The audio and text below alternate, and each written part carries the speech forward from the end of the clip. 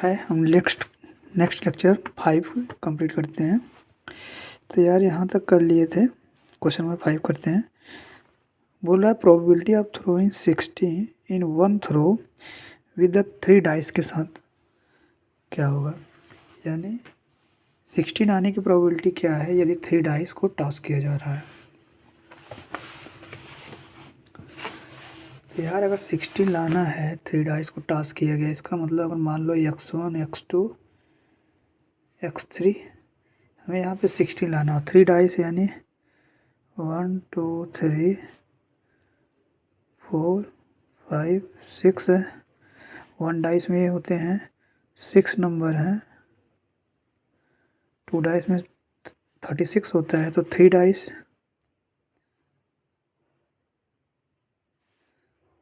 216 होगा टोटल। तो अब हम जो चेक कर लेते हैं कि 16 आने के क्या चांसेस हो सकता है। तो x1 x2 16 यार, अगर सपोज दैट फर्स्ट 5 ले लो, 5 ले लो, 6 6 12 हो जाएगा, 5 7 17 हो जाएगा ज़्यादा। 5 को 2 बार रिपीट करो हो जाएगा 16। एक केस बन गया। दूसरा केस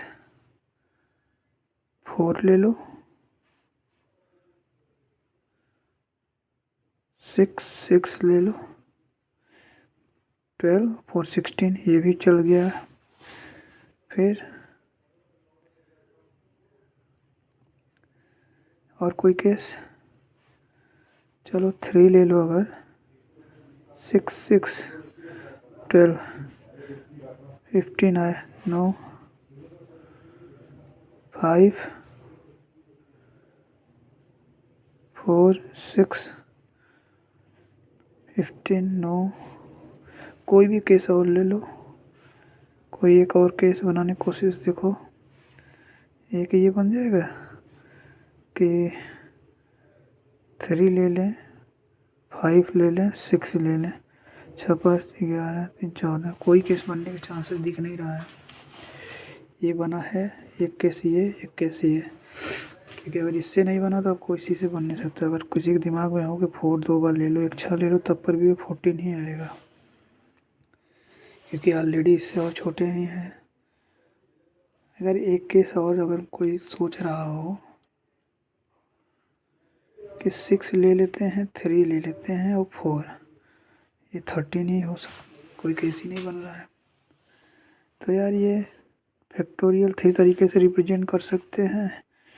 2 बार रिपीट हुआ है एक नंबर, इसी तरह ये भी फैक्टोरियल 3 2, तो 3 बाई फैक्टोरियल 2।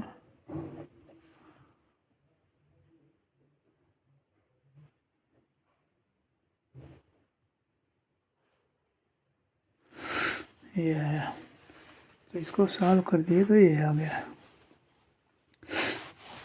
तो हम लोग जो प्रोबेबिलिटी लिखते हैं, टोटल जो केस बन रहा है 3 बाई आउटपुट अपॉन इनपुट, तो आउटपुट 3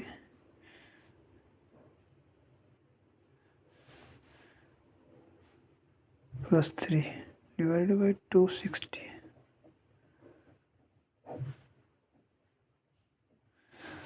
1/6 आंसर ये है इसका 1/6। भाई ये क्वेश्चन था ना, प्रोबेबिलिटी ऑफ थ्रोइंग 16।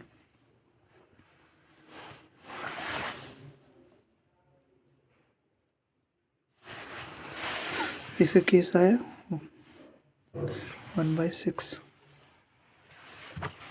ऐसे एक सेम क्वेश्चन आता है कि इसी सेम क्वेश्चन यही है, आया हुआ है कि probability of throwing 13 in one throw with 3 dice.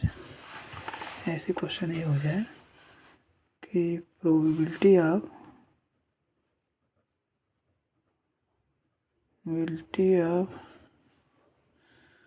throwing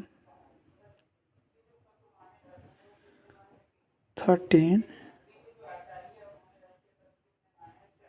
in one throw.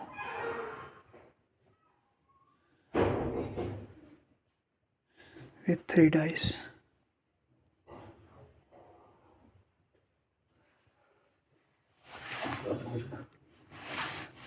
तो यार ये क्वेश्चन है कि probability of throwing 13 in one throw with 3 dice. 3 dice तो उसका क्या हो सकता है? तो जैसे ये 16 आया था तो ऐसे ही 13 का देख लो, x1 x2 x3 या 13 लाना है। 3 डाइस थ्रो किया गया है।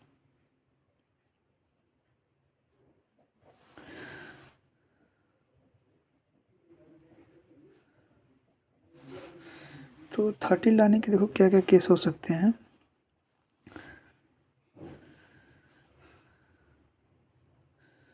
थ्री फोर सिक्स एक केस, और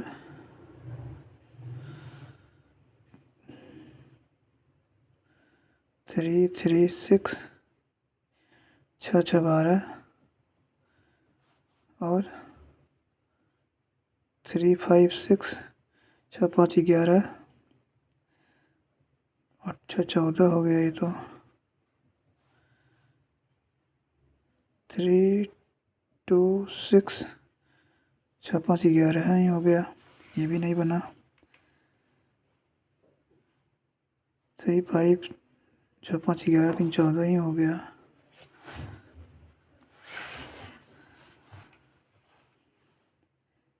और 4 5 4 5 5 4 9 4 13 4 5 4 8 5 13 4 4 5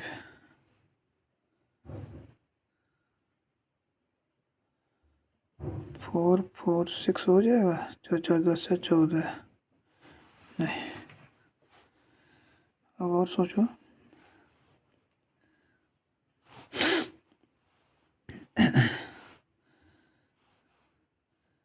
5 5 3 13 हो जाएगा। 5 5 10 3 13। और क्या हो सकता है?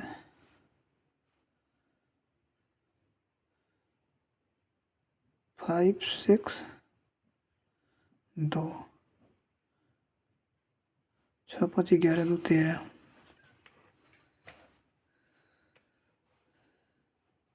5 6 6 5 11 1 12 ही होगा। 6 6 12 1 13, ये भी हो जाएगा। और कोई केस? और कोई बन सकता है? 5 केस बना। अगर 5 5 4 रख दिए 14 हो गया। 6 6 का रख दिए हो गया। इसके अलावा कोई केस दिख नहीं रहा है। एक मान लो 6 रख दो, एक 4 रख दो, एक 3 रख दो। 13 बनेगा, बट ये ऑलरेडी बन चुका है। ये केस बन चुका है। अच्छा 2 रख दो, 5 रख दो, 6 रख दो। 2 5 6 ये बन चुका है। चलो इतने केस बने हैं। 1 2 3 4 5। देखते हैं क्या कोई और केस तो दिख नहीं रहा है। तो यार इसके केस कितने हुए? 3 फैक्टोरियल 3 तरीके से। इसके केस कितने हुए? 3 फैक्टोरियल 2। इसके कितने हुए? 3 फैक्टोरियल 2। ये कितने हुए? फैक्टोरियल 3 तरीका। बस ये केस बन रहा है। 4 5 4 9 6 नहीं हो पाएगा। 9 3 12 हाँ 13 ना, 9 4 13 होता है, 3 6 4, 6 3 9 4 13, 21 ये बन जाएगा, 3 6 21 ये बन गया,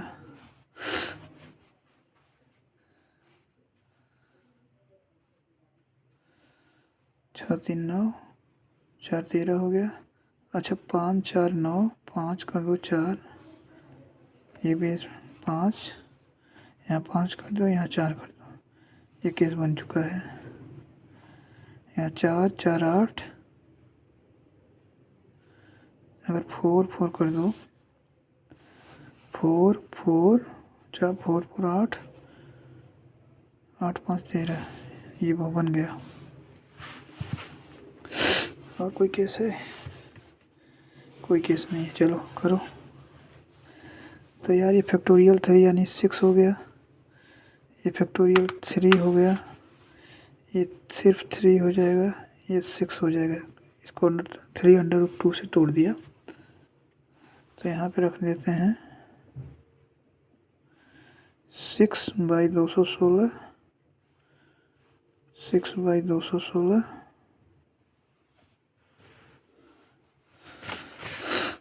6/216, 3 बाई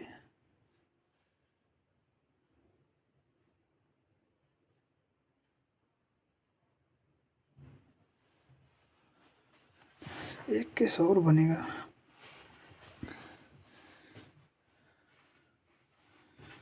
एक केस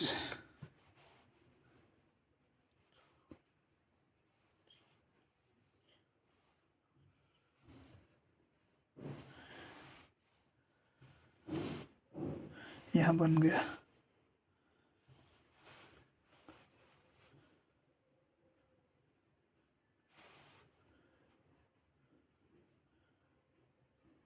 ये भी है,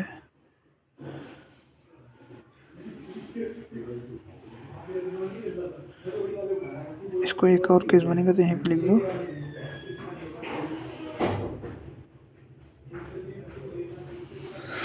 तो यार ये आ जाएगा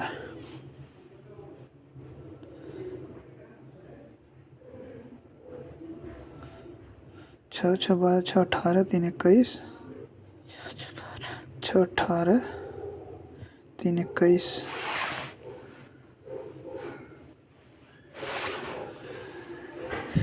21 आना चाहिए। कितना आ गया हमारा? एक केस ये, देखो यार ज़्यादा इसलिए हो रहा था कि ये केस ऑलरेडी बन चुका है यहाँ ऊपर, हम इसी को बार बार बना रहे हैं, तो ये केस नहीं बनेगा, इसलिए एक ही रहेगा। तो ये आ गया 6 6 12 6 18 3 21, 216, ये आ गया।